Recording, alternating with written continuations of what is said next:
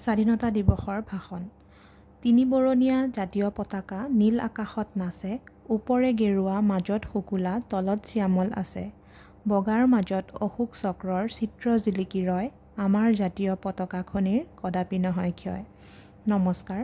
আজিৰ সভাৰ সভাপতি মহোদয়, আমন্ত্ৰিত অতিথিবৃন্দ, শ্ৰদ্ধাৰ শিক্ষাগুৰুসকল আৰু মোৰ মৰমৰ বন্ধু-বান্ধৱীসকল, পোনপ্ৰথমেই মই সকলোকে ৭৮তম স্বাধীনতা দিৱসৰ আন্তৰিক শুভেচ্ছা জ্ঞাপন কৰিলোঁ।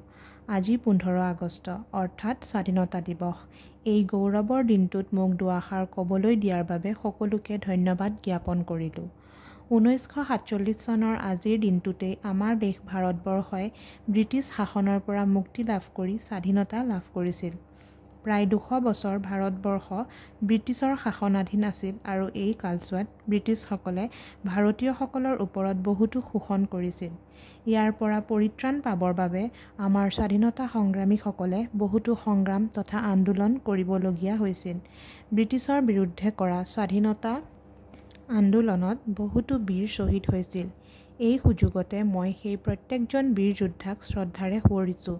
মহাত্মা গান্ধী, নেতাজী সুভাষ চন্দ্ৰ বসু, জৱাহৰলাল নেহেৰু, ভগত সিং, কনকলতা বৰুৱা, মণিৰাম দেৱান আদিৰ দৰে স্বাধীনতা সংগ্ৰামীসকলৰ বলিদানৰ কাৰণে আজি আমি প্ৰত্যেকেই স্বাধীন জীৱন-যাপন অতিবাহিত কৰিব পাৰিছোঁ।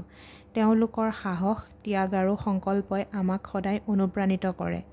আজিৰ দিনটোত আমি অতীতৰ গৌৰৱ স্মৰণ কৰাৰ লগতে আমাৰ দেশখনৰ বাবে কৰিবলগীয়া দায়িত্বখিনিও মনত পেলাব লাগিব। বিশ্বৰ সৰ্ববৃহৎ গণতন্ত্ৰ ভাৰতবৰ্ষৰ স্বাধীনতাৰ প্ৰকৃত অৰ্থ তেতিয়াহে সম্পূৰ্ণ হ'ব, যেতিয়া আমি সকলোৱে একেলগে মিলি শিক্ষা, সমতা, ন্যায় আৰু সমৃদ্ধিৰ পথত আগবাঢ়ি যাম। আজিৰ এই গৌৰৱৰ দিনটোত আমি সকলোৱে সংকল্প ল'ব লাগিব যে আমি আমাৰ সংবিধানৰ আদৰ্শ, ন্যায়, সমতা, স্বাধীনতা আৰু ভাতৃত্ববোধক সন্মান কৰিম আৰু ভাৰতবৰ্ষক বিশ্বৰ শীৰ্ষত উপনীত কৰিম। জয় হিন্দ, ধন্যবাদ।